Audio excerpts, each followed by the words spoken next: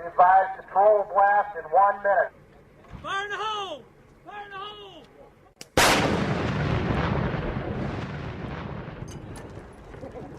It was a busy year.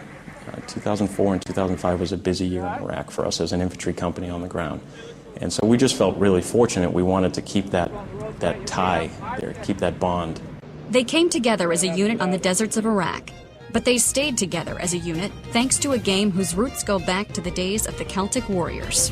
Something with that resonated with us being soldiers, and it made it easier kind of to hook guys into coming and trying it out. It was kind of the gut check. You know, you say, this is a warrior sport. Are you a warrior or not? Go on, Larry, go on! Go on! Go on! It became the unlikely story of how a group of soldiers from one unit in the National Guard changed uniforms, picked up their new weapons, and brought a bit of Ireland to Concord, New Hampshire. Nobody else plays it. So, you know, pretty much any of us on the team can at any point say we're among the 10 best hurlers, you know, in New Hampshire, and we're not lying. Respect those guys that are going overseas by kicking some serious ass on Saturday. Wolves!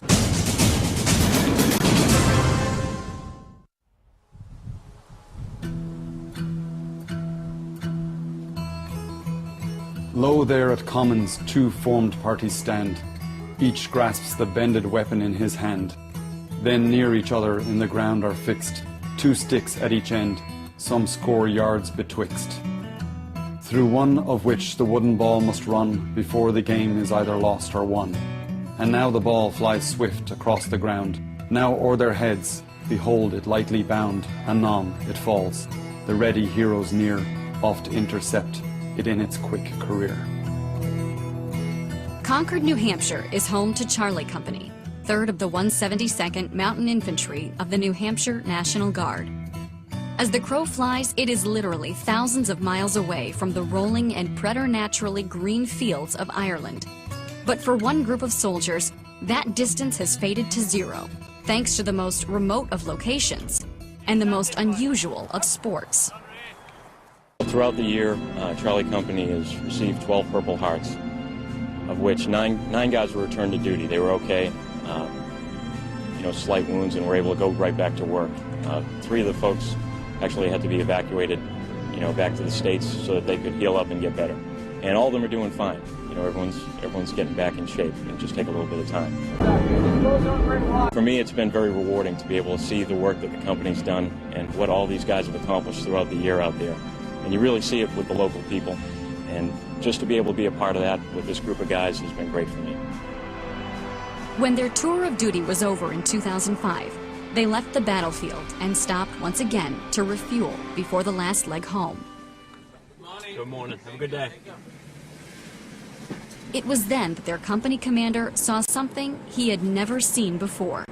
About a year later, we came back out of Iraq through Shannon, Ireland again. Same place, 2 in the morning refueling stop, and happened to see a little bit of a hurling match on a TV screen there by the bar. And you know, it was, a bunch of us said, well, what is that? What is that sport?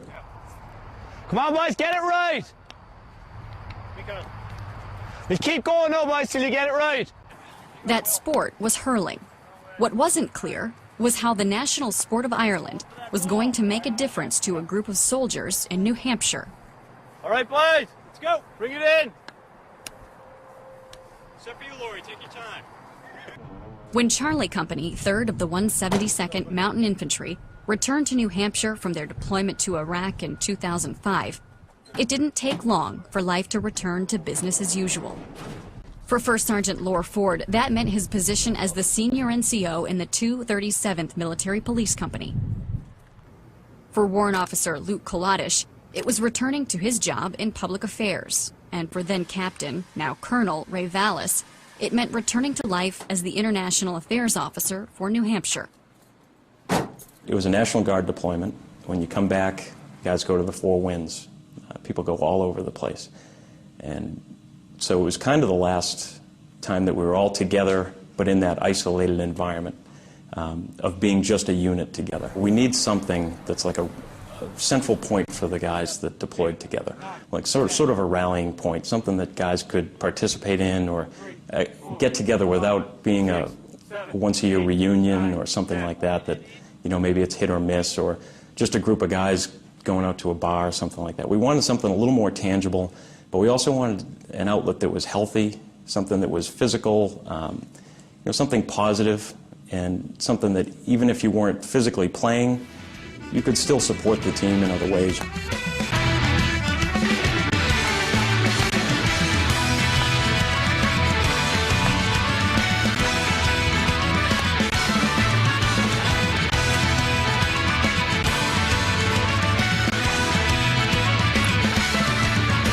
Hurling originated about 2,000 years ago, I think, based on archaeological evidence. And the way the sport started was as a way for Celtic chieftains to train their warriors.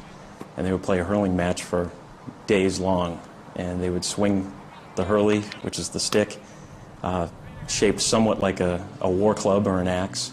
And it was training for warriors for battle. And that's the origin of the sport. So something with that resonated with us being soldiers. And it made it easier kind of to hook guys into coming and trying it out. It was kind of the gut check. You know, you say, this is a warrior sport. Are you a warrior or not? You know, and then they have to come out and at least try it. Turn. Back into the hand. All right? You know, it was something that Colonel Vallis wanted to do and Sergeant Clements wanted to do to kind of keep the unit together.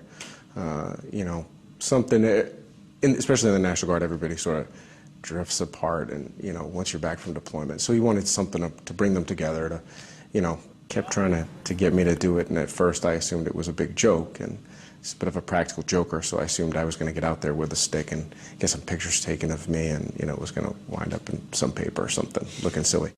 Hurling basically started for me when we got back. Colonel Vallis had said, hey, we're gonna start a hurling team, and I was like, okay, great, let's do it. You know, I had no idea what it was, didn't really care. He was our commander while we were there, and I was his driver, so whatever he wanted to do, you know, I mean, he was a great guy, so I would have done pretty much anything that he asked. Nice pass. That's it, Eddie. Into the hand. Come on. That's it, boys. Every time. Because the first time you show up, it's so awkward, it's so foreign, that I didn't immediately love it when I started it. I think the first two practices I came and all I did was practice flicking the ball and trying to get into my hand and then throw it up and hit it. I don't even think I'd made solid connection with a slitter until probably like my third practice. All right. Oh. We all started off on equal footing, and that was the thing. If we had started an ice hockey team, say, you get half the guys have been playing since they're 3 years old. Some guys have never played. Some guys can skate but not play. You get all different levels. With hurling, we were all at square one. Everyone had to learn from the basics. And that created sort of a bond, too, because we're all in this together. We're all at the same point, and we all have to develop together as players in this new sport. So that was part of the lure of selecting hurling to start a team. I think you make a big progression quickly in the sport as you start, you know, as a beginner, having never played before. You get some of the basic skills down, and once you do that, you start to really enjoy it and like it. And then you suddenly realize you're not that good. And then to get to that next level, it takes a lot of work and many years that, you know, I probably, I mean, I'll never get there. And maybe if my kids grew up playing it their whole life, they might start to get there. But, I mean, when you see the Irish play and realize how good they are, that, you know, I could practice every day from now and I wouldn't be as good as they are.